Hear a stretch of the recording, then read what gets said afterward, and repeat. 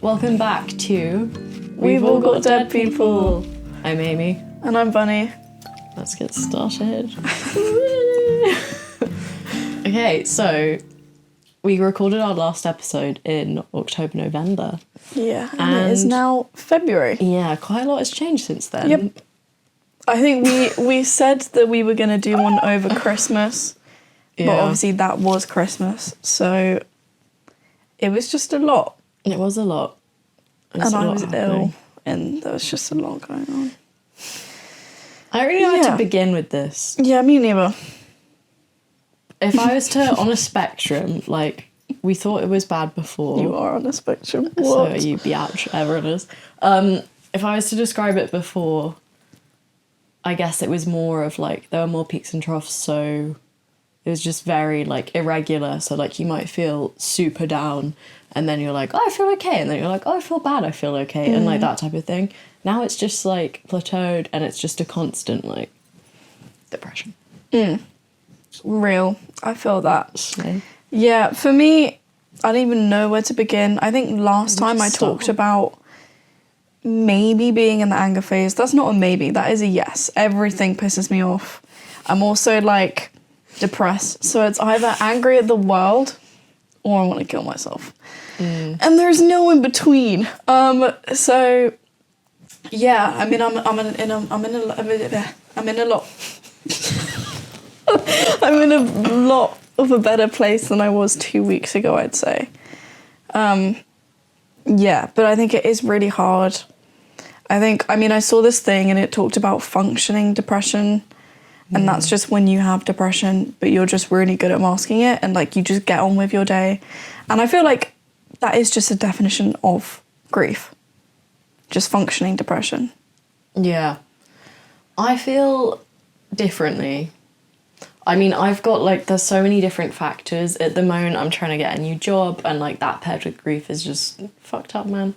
But we've had, like, some family members go back to work more recently. And I guess maybe their experience is slightly different. It's like, you know, maybe they can try and compartmentalize more and that type of thing. Whereas I'm now at a point where I'm like, I'm exhausted. And I think it's because I've reached a point with my job where I don't want to do it. And that paired with, like, the grief is just like, ugh. But, yeah, I've never been properly depressed before. It's really difficult. But I always thought that maybe you were because having an eating disorder, but I guess the difference was that you were just trying to kill yourself, not it was that different. You wanted to. It was, yeah. Yeah, like, I'm not suicidal now. Yeah. I just, like, my mood is so flat. Yeah. It's crazy. Yeah, I don't really know what we'd jump into first. I think something that's come up for us a lot, so, like, in the last episode or two, I feel like I listened back and I referenced, like, sleeping with various people, and I think at that time it was because actually, like, speaking to a stranger was nice because you had just, like, a perspective that was different. They hadn't heard anything. You'd also get the praise of, like, oh my god, you're amazing. So fucking bro. But also, like, that was just that time period, whereas now I've, like, been in a relationship, got in it, probably around the time actually that we recorded the last episodes, and it's been a weird ride. Because I don't know, I went from going out loads before to being at home. I did dry Jan, which was interesting. I thought at the end of it I just learnt that I wanted to drink again, but I don't know, like, I just don't think I can do that anymore. It sounds bullshit, but I really need to try and just get into, like, I don't know, looking after myself and, like, doing yoga and making sure I'm consistent at the gym and all that boring shit. But you do that anyway. I did, but I've fallen off it a bit. I don't know, I feel I can't sugarcoat it this time round because, yeah, like, I've just never been depressed. It's things like, I don't know, like, moisturising or, like, brushing my hair or stuff like that, or just, like, tidying my room. Like, my room is never tidy now. And growing up, I'd always just be like, Bunny, why is your room a fucking shit pit? And I'm now living like that. And I can't, like, it's really weird. It's just hard to look after yourself. And then, yeah. Do you want to start with your relationship shit? Because you've been in yours for much longer than me, and I think... Yeah, I mean, I think it's really point. hard because we're both on very much two different levels, because I think during all of this, like, initially you weren't in a relationship at all, whereas, like, I had Dimitri, my boyfriend, I've had him before the diagnosis, before the death, during the death, and he'd met mum as well. Exactly, and he'd met mum. So it's like... It's different. It's very, very different, but... Yeah, I mean, I feel like it's hard to talk about this. But, like, honestly, everything is fine. Like, I want to say everything is fine between us. He is the best loving boyfriend that I could ask for. So I'm very, very grateful for that. Shout out to Dimitri once again. Exactly. But, yeah, no, I think it's really, really good having the support of being in a relationship. But I also think, given everything, I'm very much dependent on him. And it's like I would like to be more independent, but it's really hard because I think, as we want to talk about anyway, like the idea of home and what that is now, it's really, it's so shit. Yeah. But like, I feel like mum, because we moved around a lot, mum was our home, and home was never really a place. So it's like, if I think about like a childhood home to go back to, it's like, I don't think of one place, I think about four, or I just don't think of any of them. So it's like...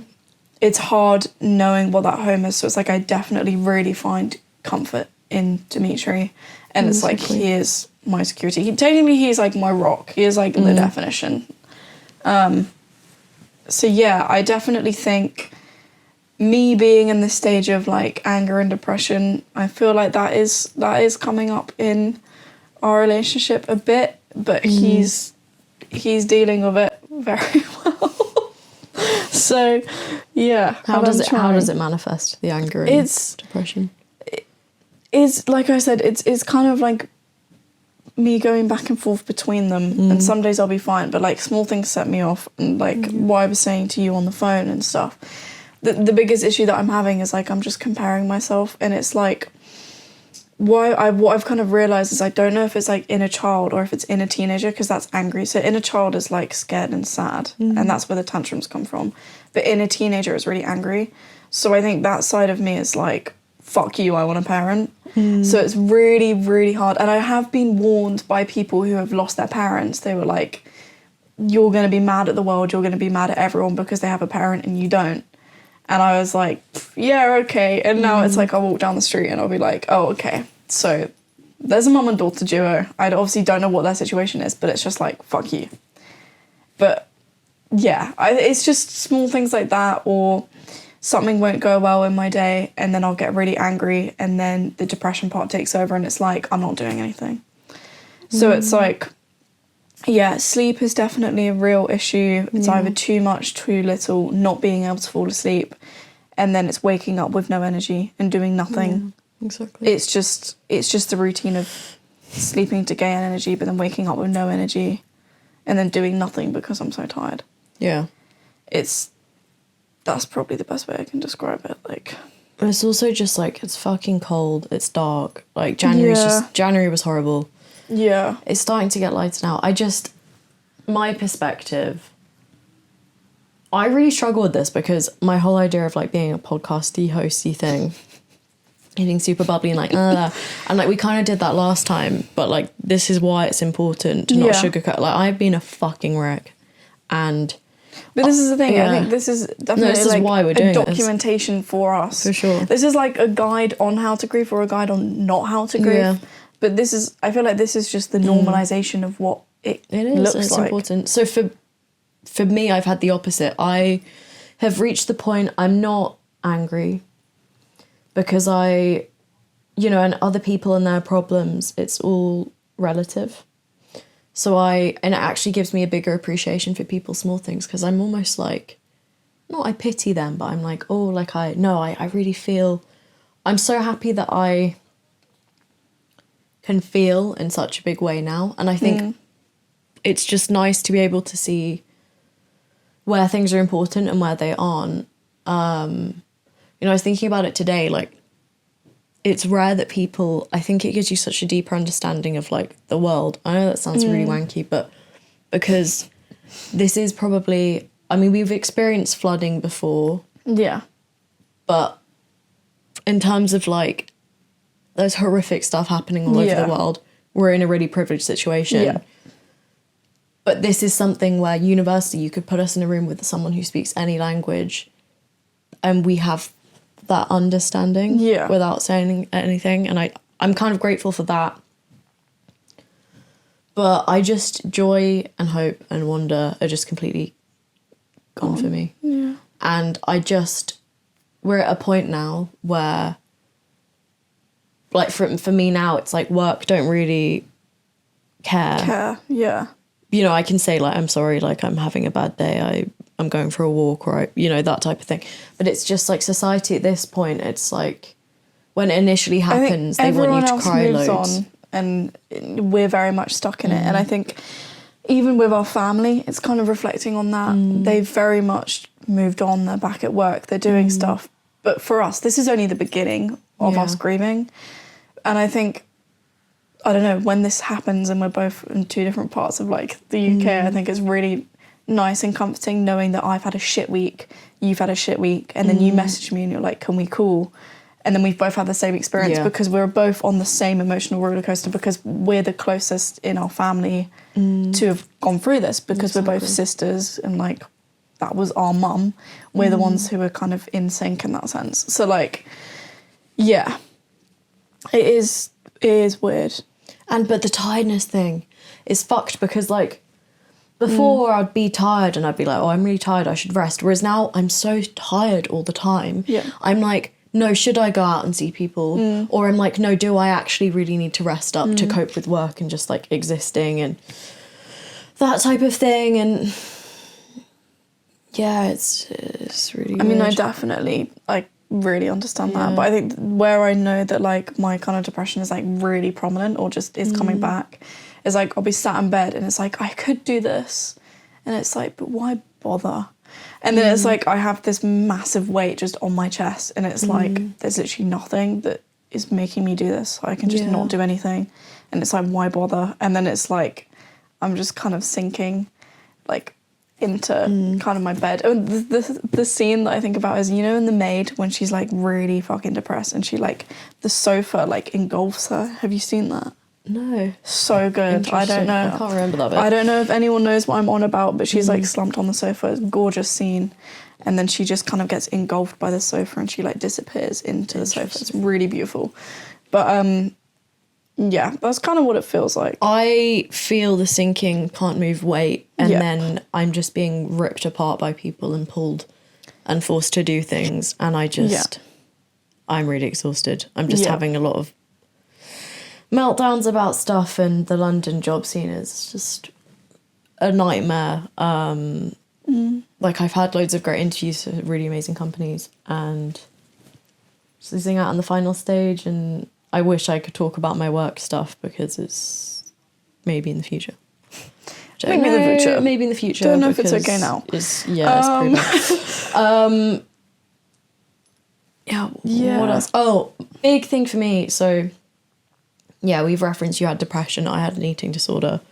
And binge eating, emotional eating is a huge thing for me now. Yeah. Like, I cannot identify it when I'm actually hungry or when I'm emotional eating or when I'm...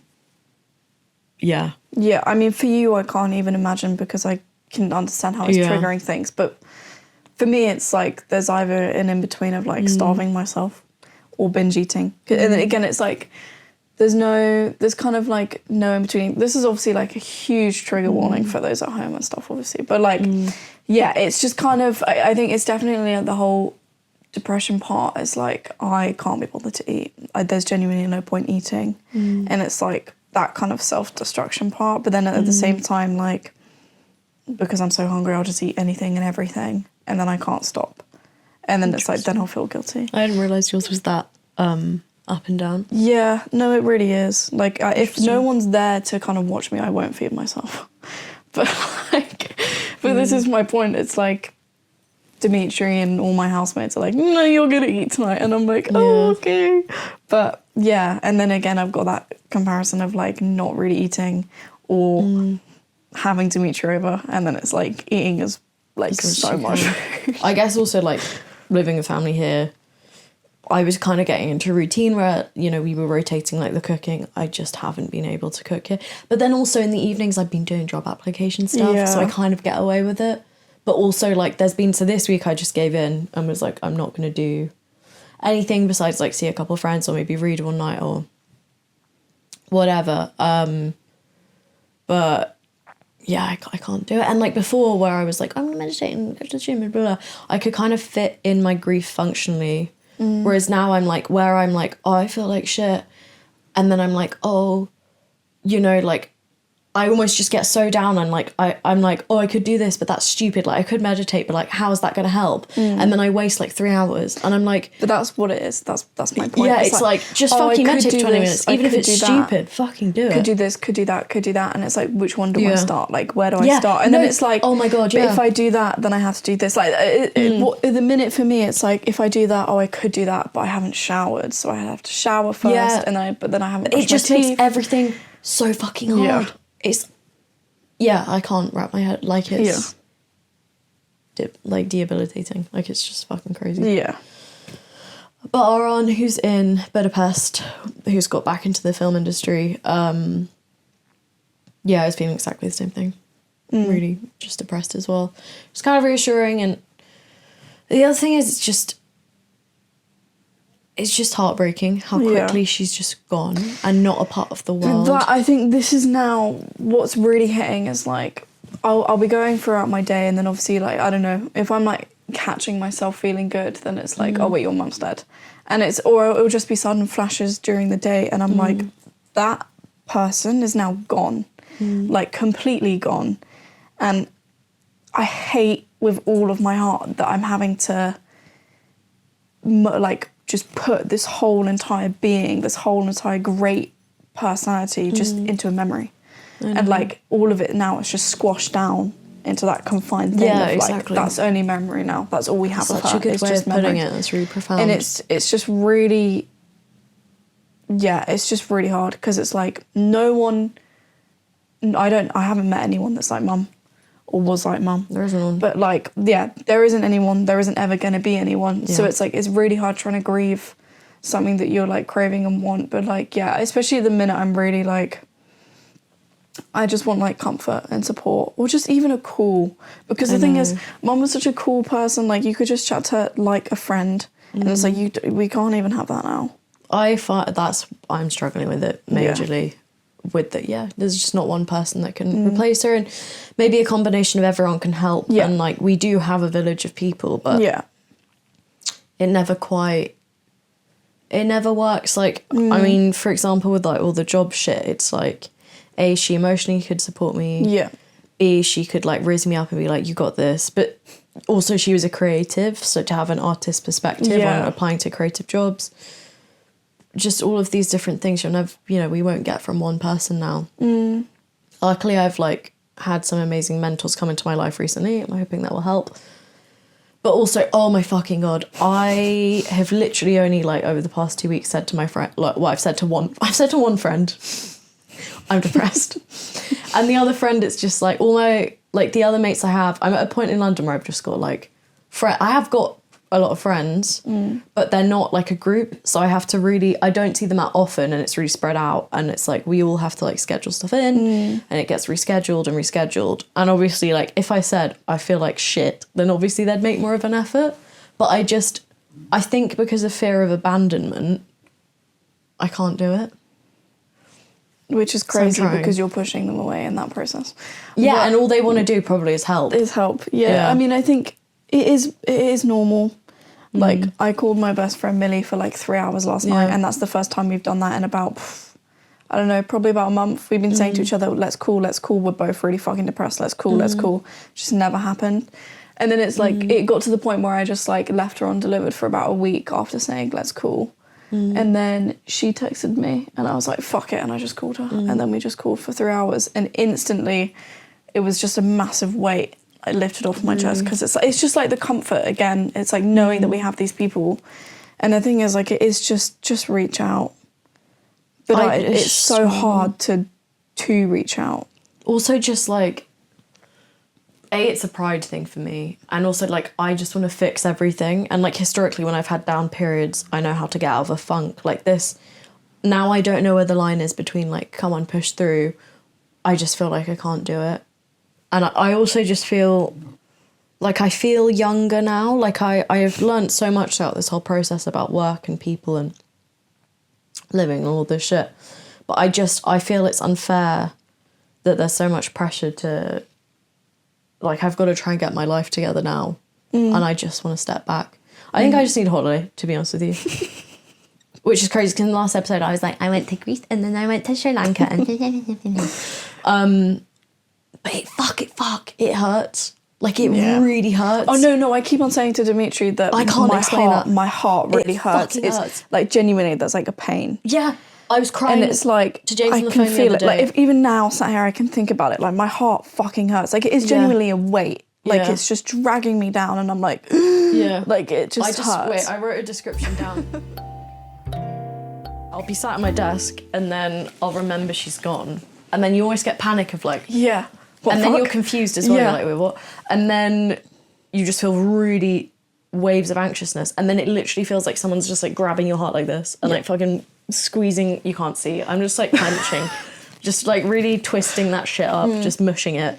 And then you can't breathe. And then I feel like I'm going to throw up. And then my chest just hurts. That's just so you, because that's like such anxiety. Yeah, I know. Whereas for me, it's just like, I don't know, I'll be chilling and then it's like, oh my God, I have a dead mum. It's like, oh fuck. Oh fuck. Oh, and then it's like, oh my God, she's not going to be there. Because I think at the minute what I'm really dealing with being at uni, it's like uni is my isolation bubble, like away from family. And mum was never a part of my uni life anyway. Like, she was never part of that. So it's like, obviously you go to uni and you're with your friends and you're independent and you're cooking and you're cleaning and you're doing all of this. And then you come home for the holidays, and that's when you're like merged with family again. So like mum was always separate to uni anyway, but it's like being at uni is just so isolating, and I'm so happy in my little bubble. But like once uni's over, I have no idea how I'm gonna process. Yep, you're gonna be fine. You're gonna fix it. Fine. You're fine. But like, yeah, I think this is just really hard, because like right now I'm kind of in somewhat of an escapism. It's like, it's okay, but it's just like when I suddenly remember that I have to go back to a normal life without a mum, it's like, okay, great. And then it's like I then spiral into thinking about like future and like kids and jobs and graduation. That's gonna suck. But it's like when I spiral at that point, I then kind of pull myself out of it, and I'm like, no, that's future Bunny's problem, not now. And then it's like just putting myself together. Fucking hell, graduation, man. Yeah. I wrote down in like, I've got a journal, but just like with the guy that I'm with, it's like every time, like I used to really struggle with sharing stuff with him. It was more like now and then I'd share a lot, like we'd be on a walk and then I'd just talk at him about mum and all the great things. But then I'd written that every time I kind of cried or like opened up like that, I was giving a piece of myself away. Which is crazy to write that now, because now the opposites happen now, where I fully just let go, and he's always become my therapist, and obviously that breaks the relationship down. Your boyfriend's not your therapist. I know, but it's because said by my therapist. Exactly, because of all of the job applications I was doing, where I had to go to interviews and stuff like that. I'd say like once, I could only do it once a week. I'd be like, I've got a therapy session, pop out, come back. And yeah, so he was having to take the brunt of it, and I wasn't really seeing any friends and all this shit. And he's amazing, like really great with me. But we just reached a point where one day I was like, oh, who are you reaching out to? Because this has got to be fucking hard. Like, this is hard, but it's got to be awful being there. I've exactly gone through that. There's been times where I'm like, do I open up to Dimitri? Do I not? Yeah. Because the thing is, I'm offloading onto him. But where does that go? Yeah, exactly. Because he's dealing with his own stuff. He's trying to manage me. He's trying to manage uni. He's trying to manage everything. So how the fuck does one interpret someone else's issues? Yeah. Where is that going to go? So it's like every time I kind of talk to him about it afterwards, I'm like, you know, who are you going to talk to? You're going to talk to your parents. And he's always like, I have my parents. I have my friends. Like, it's fine. But like, I can't, you know, you can't, not trust, but like you can't see where that's going to go. You don't know if they're going to be okay. And obviously there's like worries and issues of like, this is going to be Well, the we had reason that why we end. conversation, and then he was like, at the time, was like, no, it's fine. And then 2 days later, came back to me and was like, I've really thought about it, Yeah. and please get therapy again. I think this is having negative effect. All that stuff that didn't hurt me because I was like, we know this is obvious. I mean, for me, it's like there's always a big fear that like I'm gonna be the reason why like me and Dimitri break up, because it's like the idea of not being like negative, but just being so down that it brings down. Yeah. The positive. Also, I can't even imagine like what it's like being with someone you so deeply care about and watching them not want to look after themselves. Like, that must just be horrific. Yeah. But the main thing is we're doing, you know, I am working, you know, I'm applying to other jobs, getting some killer interviews. You're acing uni. Like, at the core, we're doing the important shit. Yeah, it's just like the other stuff, like but that's looking my point. after That's yourself. where it's like functioning depression, because you're doing what you have to. Yeah, but it feels like shit. Because you can't stop. It feels like shit. You but can't then equally, stop. this is the thing, I'm like, fuck it, I need to quit my job and take time out. If I was just given the time to like fucking wallow, I think that would be worse. Because I've seen you. But this is my point. It's like, this is where I've had a real issue at the minute with kind of with balancing between either completely ignoring it or opening up to it and just dwelling in it. But it's like, for me, it's like I either completely shut it out or I'm crying for hours on. And I like, the issue is like I don't want to start crying because I'm worried that I'm never going to stop. And it's like, it's bad because then I'm like, oh, it's fine, I'll just keep it in. And then it comes out as the anger and as the depression, and then I'm not crying. And then like last week I had like 3 weeks where I just didn't cry, and I really wanted to cry, but just so emotionally drained. Like there's no liquid in me to cry. It feels like you're blueballed with emotion. When we last spoke, I hadn't really properly cried because I'm always a bit late to this type of shit. And then I had one time with who I'm seeing where I just like kind of, you know, when you're crying so hard, there's not really any cry, like there's no sound. Like you're literally winded, like you're winding yourself from how aggressively you're kind of like but then as recent it's like when I'm in the office I'm fine, I'll think about it here and there, but then I think because of how much energy it takes to like get through on my work from home days, particularly a Wednesday, I just fucking fall apart. I can't do anything and I'm just sad and it's so hard. But yeah, again, it's like with this idea of kind of shutting down and ignoring it, it is really hard because it is like it's just the in-between. But eventually at the end of those 3 weeks, I did suddenly break down crying and cried for about 2 hours, and that was it. Because it kind of gets to a point where, like you were saying, it takes so much out of you that your body is just so done and it can't be bothered to do it anymore. So it's like you'll be mentally blocked, and then when it comes out, your body's like, I can't, it's too draining. And like, it's just, it is so fucking exhausting waking up, having no energy, wanting to cry but can't. And it's just an endless cycle. And it's like, I want to do so much and I feel like I have so much, I don't know, like, what's the word? Again. Potential. Yeah, potential. Again, brain fog, fucking... My short-term memory, Bunny can attest to this. Like, I literally can't remember shit. Can't remember anything. You'll be like, yeah, Amy, this thing. And I'm like, no. And you're like, I've told you 3 times. Not good. I mean, to be fair, I can't really say it because I can't observe myself. Like, people have to tell me what's going on. So, like, I don't know. I don't think I'm doing that, but I'm just so slow and just so tired. And it's taking me a while. And I'll just be like, where the fuck is this? And it's like in my hand. But it's not a mindset thing. I've never understood that before. But equally for me now it's an ADHD thing, which I didn't know. So interesting. Yeah, because that's just normal, losing everything and then finding it. And having a mess. But no, I mean the ADHD thing, that makes sense. Yeah. No, I mean the depression thing. Like it's not a mindset thing. Like it feels like a very biological thing. Yeah. Like I keep thinking like, fuck, I wish I could take an antidepressant. And then I'm like, no, because it's a period of depression. There'd be no point in doing that because all I'm going to do is, even if it helps for a bit, I'm kind of like then unbalancing myself. So then if I do want to come off it, like whereas people that have had depression always, that's like in their biological makeup, like, you know, there's not a quite, right, I did do psychology, I can't remember. But then neurons aren't firing the right way, there's not enough dopamine, etc., etc. I just don't know when we will come out of this. Me neither. I genuinely think it's going to be... I mean, right now it's definitely seasonal, so that is what it is. But, like, for me, it's like, was it ever seasonal? You know what I mean? But, like, yeah, I don't know. I definitely think this first year... Because this is the thing. It's coming up to a year now since we've had the diagnosis. Or, like, just the initial call for come home. Yeah. It's almost been a year. And even that in itself is, like, what the fuck? And I don't think I'm really not ready to process it at all.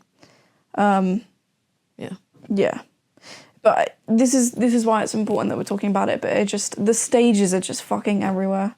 Like, I'm still in denial. I still refuse to believe that it's real. I still refuse to go home and not have mum there.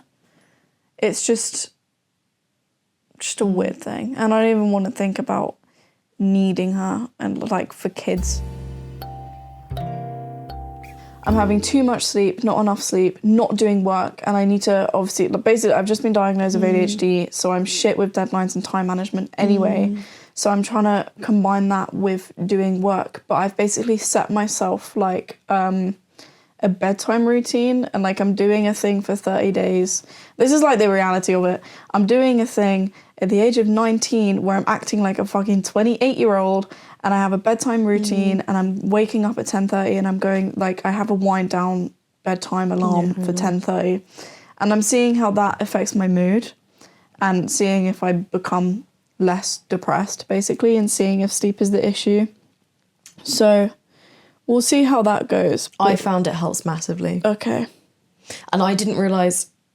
So that's good to know. Well, no, I still feel depressed. Yeah. It's just... No, I still feel like shit. But in bringing old habits back, it's made me feel so much worse. Okay.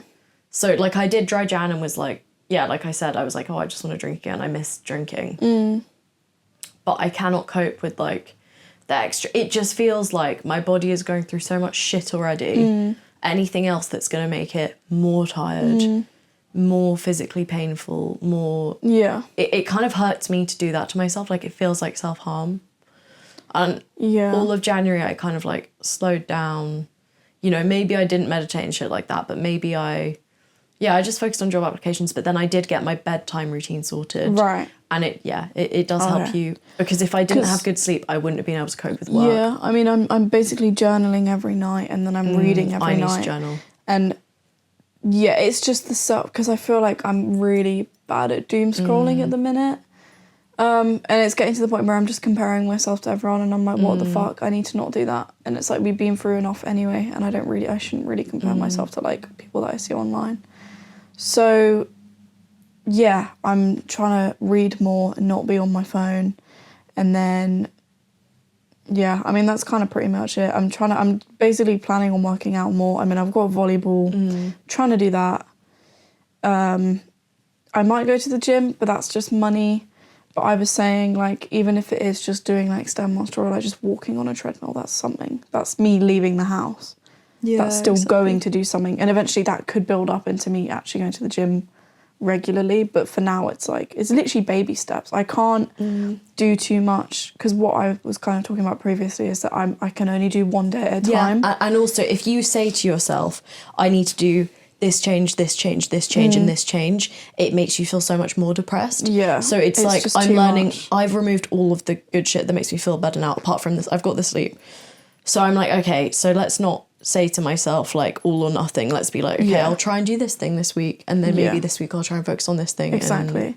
Because initially I was like, oh, I'm going to do a 75 hard, where that's like you read, like, fucking educational books each night, and then you're working out every single day and eating healthy and not drinking alcohol. And I was like, fuck it, I'm going to do it for 30 days, and I'm going to go to sleep regularly, and I might work out occasionally, and that's my version of it. Yeah. It's like, that's all I can physically do and process, and it's like day 3, and the other night I stayed up. I didn't even go to bed at, like, early. Like, it's just all part Reading of is so process. Soothing.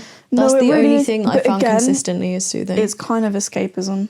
Yeah. So that's you're so right. That's where it's nice, but it just feels good. It does. To just be in a different place and just having that imagination going as well. It's just really nice. Like, I think I'd really panic now if I didn't have my book. Like, it really relieves stress on the way to and from work for me. Yeah. It's really nice. So thanks so much for listening. Yeah, thank you. Sorry that the video cut out, but we Yeah. will be back with you shortly. Shortly. Haven't decided what the topic will be. I think we'll probably just continue conversation. Yeah. Right. Okay. Speak to you in the Thanks for next listening. episode. Thank you for listening. Bye.